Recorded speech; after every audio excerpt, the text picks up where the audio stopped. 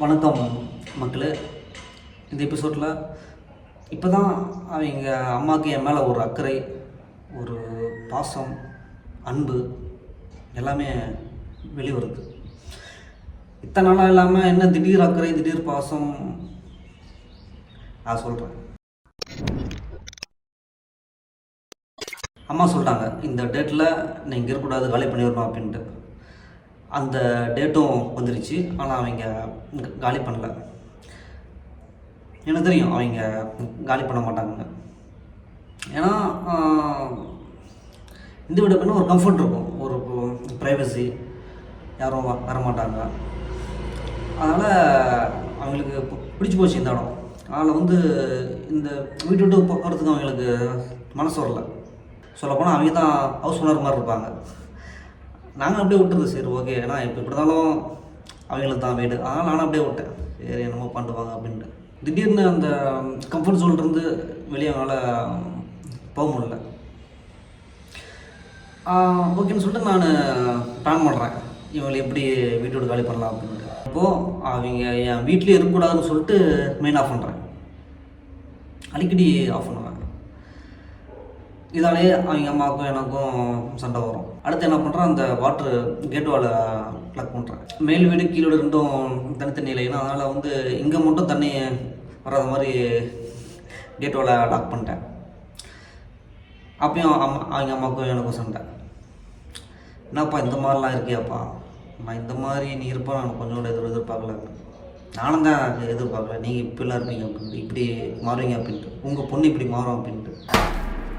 ஒரு நாள் என்ன பண்ணால் இவங்களை எப்படி காலி பண்ணலான்னு யோசிச்சுட்டு இருக்கும்போது அன்றைக்கி அவங்க அம்மா வேலைக்கு போகிறாங்க. வேலைக்கு போய்ட்டு என்கிட்ட சொல்லிட்டு போகிறாங்க, மேலே போப்பா, அம்மா தனியாக தான் இருக்கிறா, நீ போய் பேசு, 2 பேரும் ஒரு அண்டர்ஸ்டாண்டிங் வாங்க அப்படின்னு சொல்லிட்டு கிளம்பிட்டாங்க. எனக்கா புரியல, என்னடா இது கலைக்கிறாங்களா அப்படின்னு நான் நினச்சி நானும் விட்டுட்டேன். அப்புறமேட்டு அடுத்த நாள் பார்த்தீங்கன்னா, நீ தான் காசு கொடுத்துக்கிற, நீ தான் ஹெல்ப் பண்ணிக்கிற அப்படின்லாம் சொல்லிக்கிறேன். அதனால் கண்டிப்பாக என் பொண்ணோட மைண்டு மாறும், நீ தேவையில்ல வார்த்தை விட்டுறாத, சண்டை போடாத அப்படின்னு சொல்லிட்டு போகிறாங்க. எனக்கு அப்பயும் ஒன்றும் தெரில, ஓகே சும்மா தான் பேசுகிறாங்க போலன்னு நானும் விட்டேன். அடுத்து நான் எப்போல்லாம் மேலே போகிறேனோ அப்போல்லாம் என்னை பற்றி தான் பேசுகிறது. சர்மாவனை இப்படி ஏமாற்றலாமா, அவன் நமக்காக எவ்வளோ பண்ணியிருக்கிறான், கொஞ்சம் கூட நன்றி இல்லையா அப்படின்ட்டு அந்த ஒரு வாக்குவாதம். எனக்கா என்னடா இது மறுபடியும் ஒரு குழப்பம், எப்பயும் இல்லாமல் என்ன இந்த திடீர் அக்கறை, திடீர் பாசம் அப்படின்ட்டு விட்டுட்டேன். அடுத்து எப்போல்லாம் அவங்க அம்மாவுக்கு அந்த சண்டை வருதோ, ஒரு சின்ன சின்ன கேப் கிடைக்குதோ, அப்புறம் அந்த பொண்ணிட்ட சொல்கிறது, நான் உனக்கு நல்லா தான் சொல்லுவேன், நீ ஏன் என்னை புரிஞ்சிக்க மாட்ற, ஏன் என் பேச்சு கேட்க மாட்ற அப்படிங்கிறாங்க.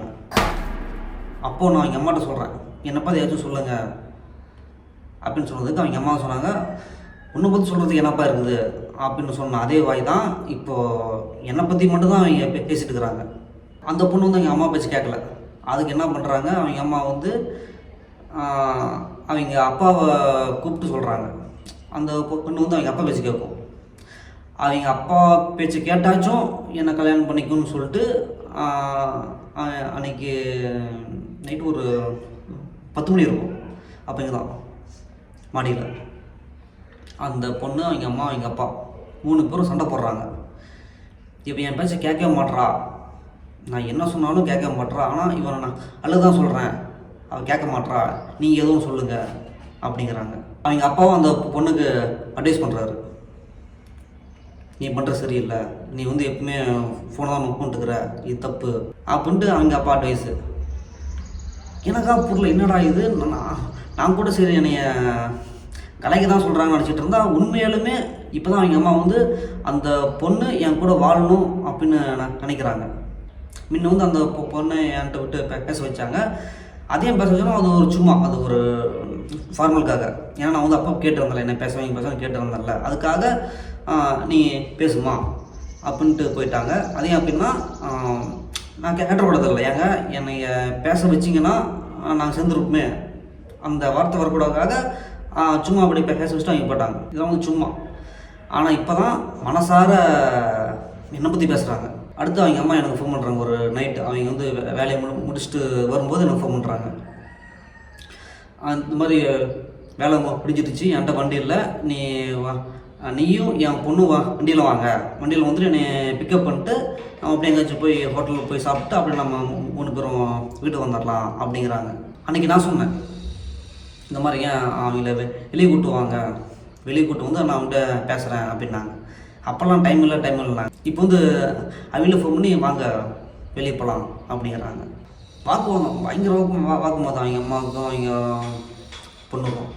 எதுக்கு எனக்கு கல்யாணம் பண்ணிக்க சொல்லி, நீ வந்து எப்போ அவனை லவ் பண்ணணும்னு சொல்லி நான் அப்போ நான் செத்துருக்கணும், நான் வந்து உன்னை அசால்ட்டை விட்டு அப்பா போச்சு, நீயும் மாறணும்னு நினச்சி நீ மாற மாட்டுற, அவனை நமக்கு எவ்வளோ பண்ணியிருக்கிறான், ஏன் வந்து எம்பேசி கேட்க மாட்டுற, நன்றியை மறக்கலாமா அப்படின்ட்டு ஏகப்பட்ட டைலாக்.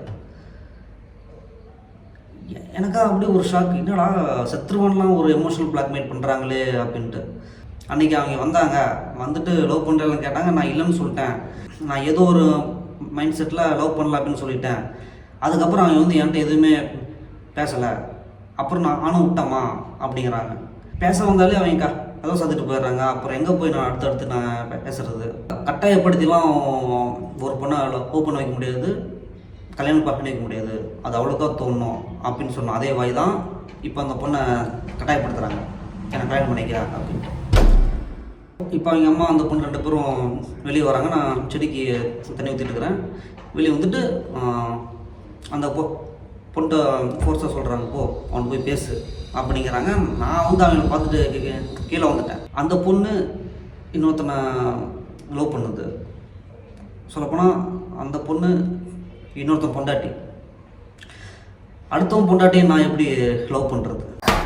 திடீர் பாசம், திடீர் அக்கறைக்கு என்ன காரணம் அப்படின்னு யோசிக்கும் போது தான் ஒரு விஷயம் புரிஞ்சிச்சு. அன்றைக்கி நான் அழுந்தேன். இல்லைங்க, நான் அதான் கூட மாறுறாங்க, என்னை கல்யாணம் பண்ணி வைங்க அப்படின்னு நான் அழுந்தேன். அப்போ தான் அவங்க அம்மாவுக்கு கொஞ்சம் ஸ்ட்ரைக் ஆகிருக்குது. இவன் தான் அம்மா அதான் மாறுறானே, அப்புறம் எதுக்கு பேசாமல் இவனை கல்யாணம் பண்ணிக்கலாமா, ஏன்னா செட்டில் வேறு, அதனால். அப்போ தான் தெரிஞ்சிச்சு அந்த ஒரு மதவெறி, மதப்பற்று. இப்போ தான் அவங்க அம்மாவோட கண்ணுக்கான மனுஷனாக தெரிஞ்சுக்கிறேன். அதாவது நான் மதம் மாறுறேங்க அப்படின்னு சொல்லவும் தான் அவங்க அம்மாவுக்கு நான் மனுஷனாக தெரிஞ்சுக்கிறேன். அதுக்கு முன்னாடி தெரில. மதம் மாறுன்னு சொன்னதுக்கு அப்புறமேட்டு தான் அவங்க அம்மாவுக்கு சர்மா எப்படி சர்மா வந்து இப்படி ஆகலாம், சர்மா வந்து ரொம்ப கஷ்டப்படுறான், இனிமேல் வந்து அவனை யார் கல்யாணம் பண்ணிப்பா, இனிமேல் அவன் தனிமேல் தான் இருப்பான் அப்படின்ட்டு இப்போ தான் அவங்க அம்மாவுக்கு என் மேலே அக்கறை வருது. இதுக்கு முன்னாடி கண்டுக்கவே இல்லை.